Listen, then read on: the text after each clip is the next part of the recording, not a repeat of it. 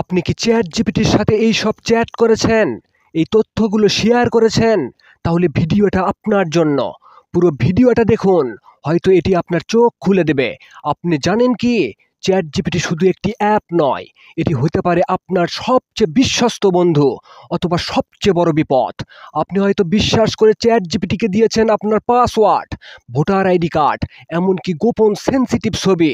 কিন্তু আপনি জানেন কি, প্রতিটি তথ্য, প্রতিটি ক্লিক, এগুলো আপনার জীবনের জন্য ভয়ঙ্কর বিপদ ডেকে আনতে পারে।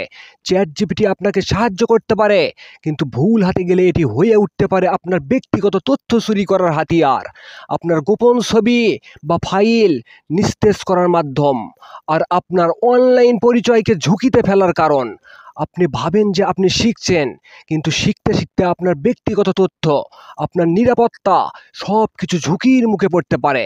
প্রতিটি প্রশ্ন, প্রতিটি ক্লিক, এগুলো আপনার সিদ্ধান্তকে প্রভাবিত করে।